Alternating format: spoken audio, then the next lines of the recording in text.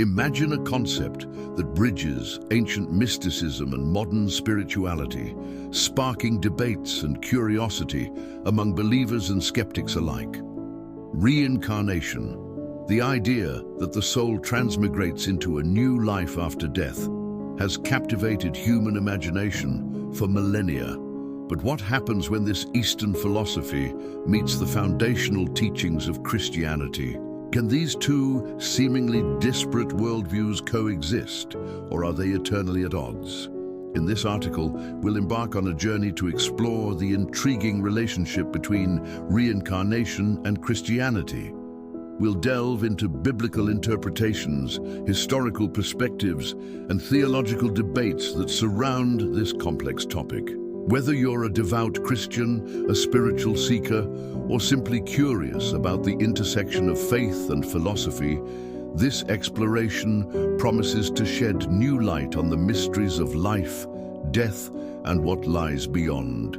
Understanding reincarnation. Reincarnation, rooted in ancient cultures and religions like Hinduism and Buddhism, posits that the soul or consciousness is reborn into a new body based on karma from past lives.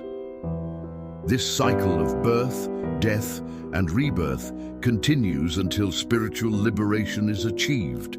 Christian perspectives on reincarnation. Christianity, with its emphasis on salvation through Jesus Christ, presents a different narrative. Traditional Christian doctrine affirms a single life followed by eternal judgment, where souls are destined to either heaven or hell based on their faith and deeds. However, some Christian mystics and theologians have explored the idea of spiritual rebirth or regeneration, where an individual experiences a transformative renewal in their current life. This concept, while distinct from reincarnation, hints at the possibility of multiple spiritual awakenings within a single lifetime. Biblical interpretations. Certain biblical passages have sparked debate about the possibility of reincarnation in Christian thought. John 9:1-2. Disciples asked Jesus if a man's blindness was caused by his own sin or his parents' sin, implying a belief in pre-existence or past life karma. However, you can read Jesus' answer in verse 3. The Bible verse usually leaves us thinking. If you read Matthew 17 verse 3, you will see that the spirit of Moses and Elijah appeared to Jesus. Moses represents the law and Elijah represents the prophets.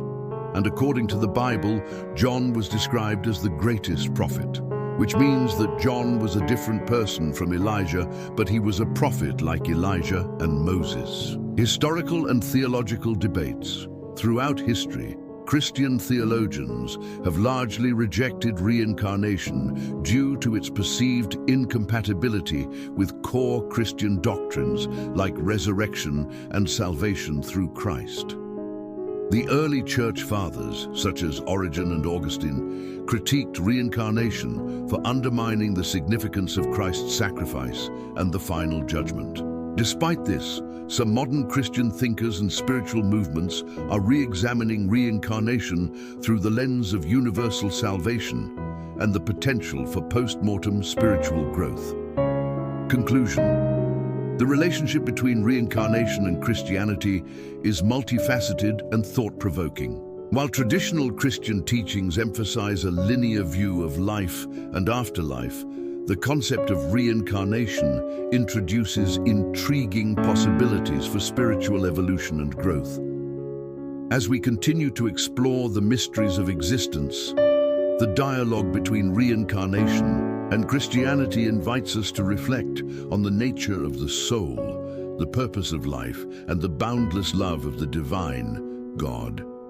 Whether you approach this topic as a believer, skeptic, or seeker, the intersection of reincarnation and Christianity offers a rich terrain for contemplation and discovery. However, my final conclusion about this topic is in Hebrews 9 verse 27. Ponder that verse and comment your thoughts on this topic. Would you like me to expand on any specific aspect or add more perspectives? Leave a comment. Thanks for watching.